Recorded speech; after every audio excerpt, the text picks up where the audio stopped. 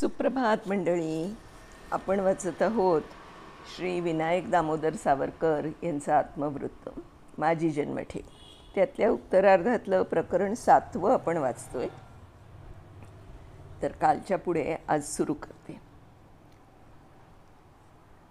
या सुट्टीची गोष्ट अगदी निराळी होती. आता ते बहुधा नित्याचेच चालले होते.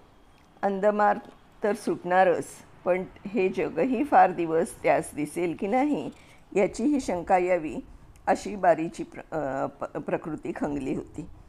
शेवटी शेकडो बंदिवानांच्या शिव्या शापांचे उपहार स्वीकारीत कंबर बसून गेलेल्या बारीसाहेबास 2 जणांना धरून जलयानावर चढावे लागले. अर्धमुमूर्ष स्थितीत ते हिंदुस्थानास पोचले.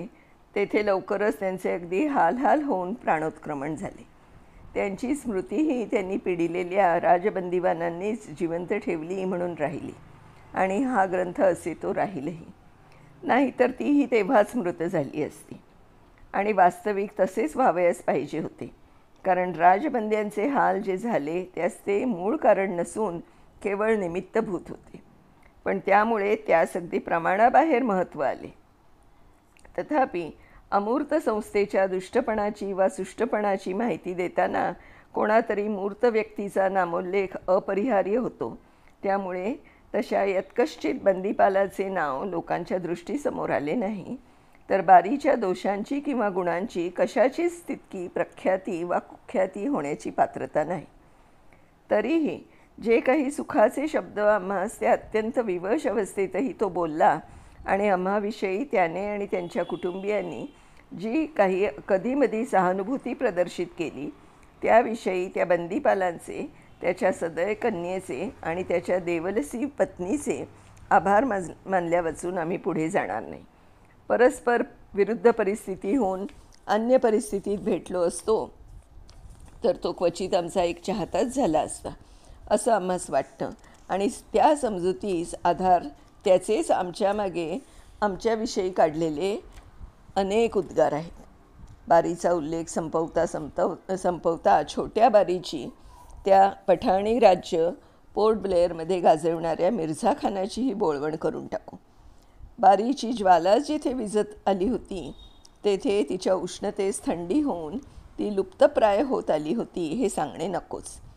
जिकडे तिकडे राजबंदिवानांचा जोर पाहून त्याचे दुष्ट पठाणी सिंधी हस्तक एक एक करून तोडून टाकविण्यात आलेले पाहून जेथे जेथे सरकारी काम आणि कारागारीय योग्य शिस्त त्यांच्याहूनही नीट पार पाडणारे पण सापेक्षतः सौम्य सद्वर्तनी बहुतेक लहान मोठ्या जागांवर नेमले गेल्यामुळे निरुपाय होऊन ती मिर्झा खानाची दाढीबाज स्वारी अगदी ढिली झालेली होती. राजबंदिवानांपुढेच लांगुलचालन करून दिवस कंठू लागली होती. मुसलमानी धर्मवेड जे पूर्वी त्यास निष्कारण उन्मत्त करीत होते तेच आता त्याची भीतीही निष्कारण वाढवण्यास कारणीभूत होई.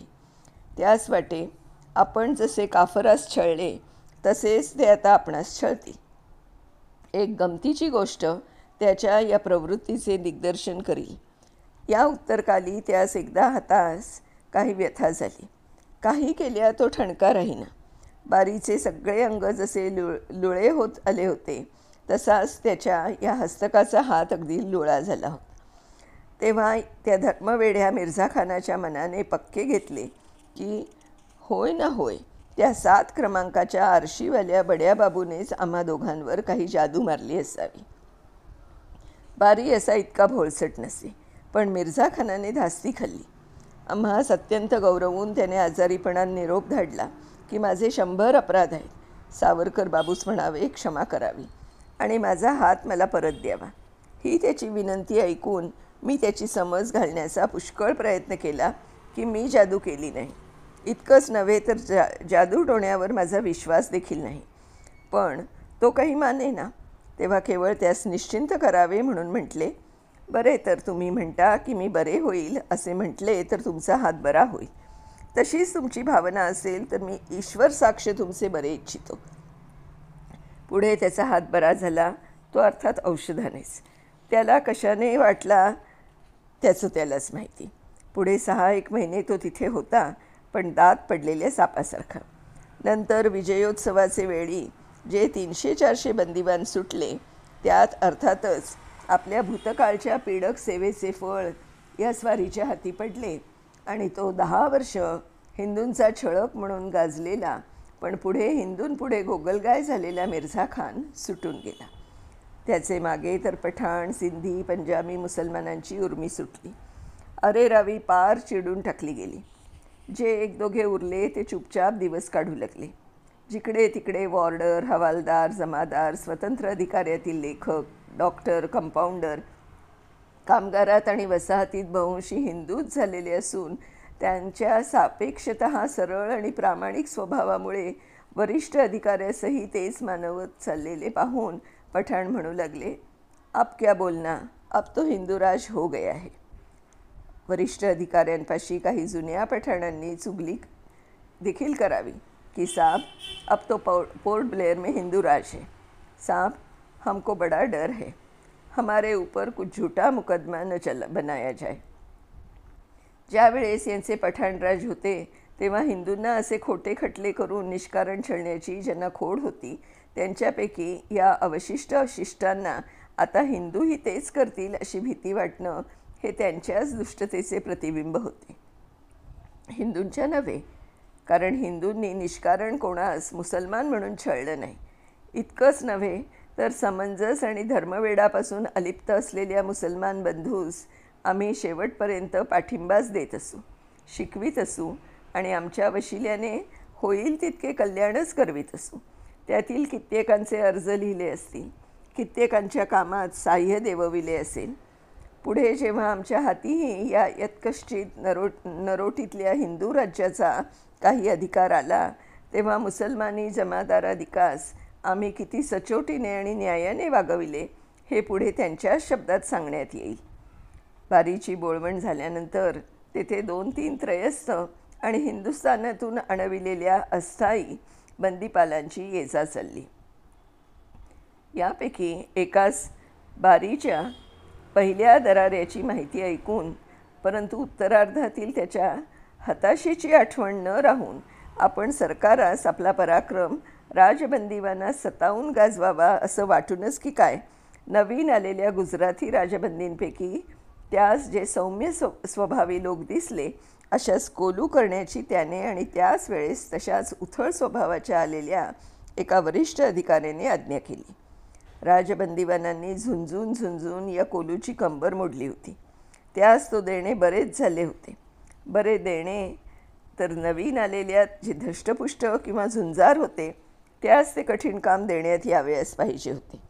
पण अशक्त, सौम्य आणि अगदी गायीसारखी खेडवळ माणसे निवडून त्यासच घाण्याचे कष्टकारक काम दिले. हेतू हा की ते भिवून ते काम करतील.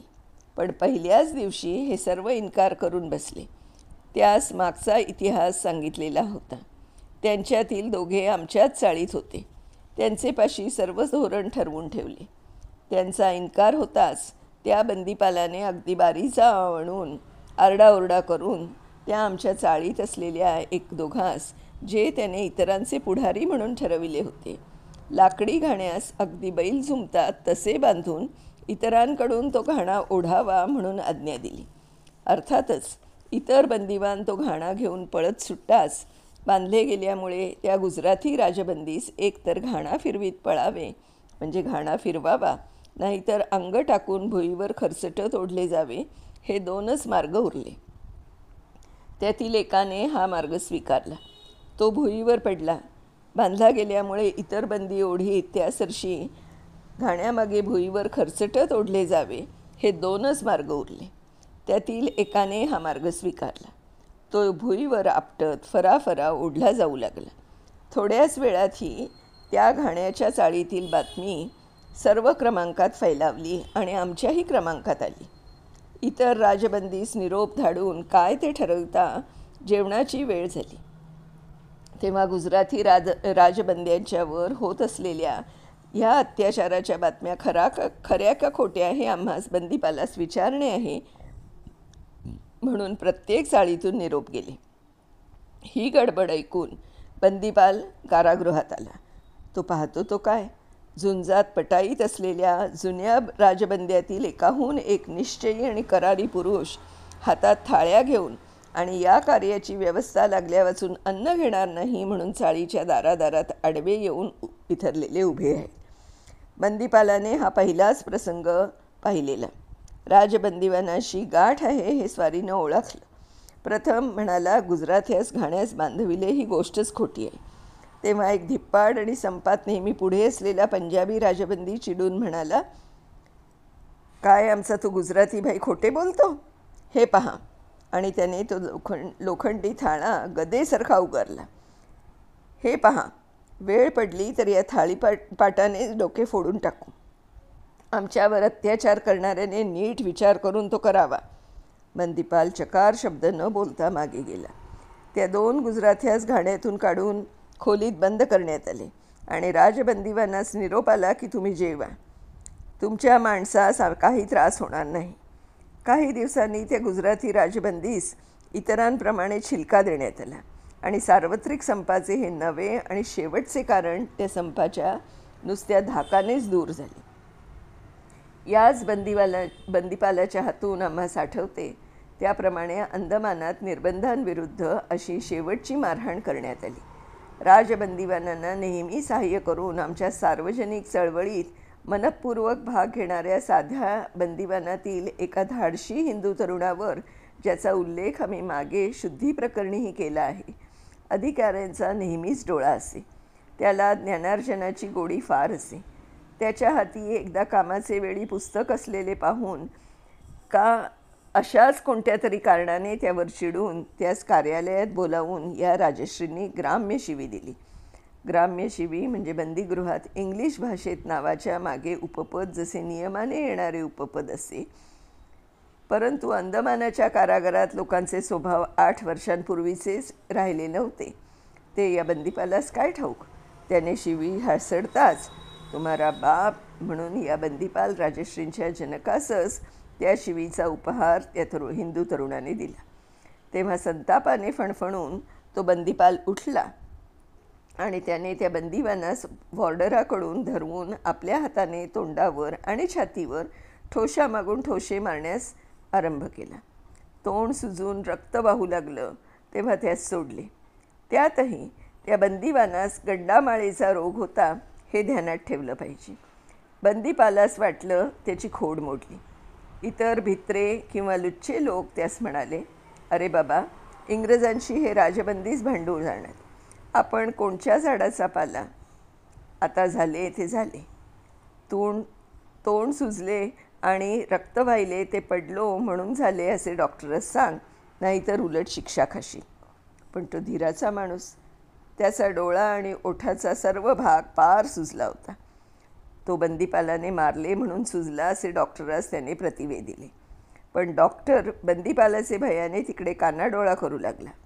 पर्यवेक्षकास बंदीपालाने त्याची भेटच घेऊ दिली नाही. तेव्हा आमच्यातील एका राजबंदीने ती गोष्ट उघडकीस आणण्याचे ठरवले. त्या आठवड्यातच योगायोगाने चीफ कमिशनरही येणार होते. हे पाहून बंदीपाल घाबरला, विनवण्या करू लागला. पण चीफ कमिशनर पुढे तो अत्याचार मांडण्यास तो हिंदू तरुण भ्याला नाही. बंदीपालाचे कान चांगलेच उपटले गेले. अशा पूर्वीच्या प्रतिवादाने तुरुंगात मारपीट हटत आलीच होती. या नव्या राजश्रींनी तिला चालन देण्याचा प्रयत्न करताच त्यासही ही थप्पड बसल्यामुळे त्यांनीही पुन्हा असे दुष्टकृत्य करण्याचे साहस केले नाही. त्यापुढे जे 1.5 वर्ष आम्ही तिथे घालवले त्यात बंदीवानास अशी निष्कारण आणि क्रूर मारपीट पुन्हा झाल्याचे आम्हास आठवत नाही. 8 वर्षापूर्वींचे त्या वसाहतीतील ते ठीक करो स्वतःच असे ठीक केले गेले. मारपिटीचे हे आमच्या आठवणीतले शेवटचे उदाहरण म्हणून हेतुपूर्वक इथे सांगितले. हेही सांगणे अवश्य आहे की या रक्त ओकेतो मारण्यानेही न भीता त्या तरुण बंदीवानाने सार्वजनिक चळवळी करण्याचे सोडले नव्हते. त्याने बंदीची 14 वर्ष आधीच भरली होती, पण मी येईतो तो सुटला नव्हता. आमच्या मागे त्या बिचाऱ्याचं काय झालं आहे ते ईश्वरासच ठाऊक. मंडळी, आज आपण येथेच थांबतोय आणि उद्या आपण ह्याच्या पुढचं वाचन चालू करू. तोपर्यंत बाय बाय.